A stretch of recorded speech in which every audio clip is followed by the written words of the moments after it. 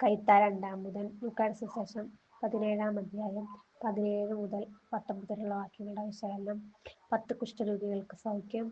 സാമൂഹ്യ ദൃഷ്ടി കൽപ്പിക്കപ്പെടുന്ന കുഷ്ഠരോഗികൾ താമസിക്കുന്ന ഏതെങ്കിലും പ്രദേശത്തു കൂടിയായിരിക്കണം യേശു കടന്നു പോയിരിക്കുന്നത്. അല്ലെങ്കിൽ 10 പേർ ഒരുമിച്ച് അവനെ സമീപിച്ചിരിക്കുമല്ലോ. കുഷ്ഠരോഗം ബാധിച്ച ആ സമൂഹത്തിൽ സ്വജാതീയരും വിജാതീയരുമൊക്കെ ഒരുമിച്ചായിരുന്നു താമസം.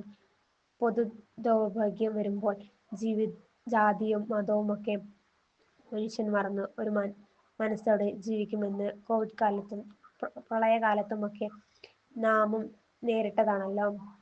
സർവ്വജനപദങ്ങൾക്കും പിതാവാണ്. അവരുടെ വിശ്വാസം കണ്ട് ആ 10 പേർക്കും ഉടനടി യേശു സൗഖ്യം നൽകി.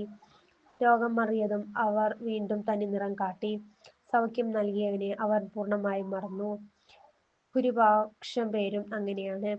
നന്ദിഹീനത മനുഷ്യന്റെ കൂടപ്പിറപ്പാണ്. എല്ലാം നൽകിയ ദൈവത്തെയും സ്വജനരെയും മറന്ന് എല്ലാം എന്റെ പൗഗഡ്യം ആണ് എന്ന് കരുതി നാം ജീവിക്കാറില്ലേ? കാരുണ്യം സ്വീകരിക്കുന്നവർ 10 പേരല്ലോ. കാരുണ്യം സ്വീകരിച്ചവർ 10 പേരല്ലോ. ഒരാളൊഴികെ ബാക്കി 9 പേരും എവിടെ? ആ ഒരാളാകാൻ നമുക്ക്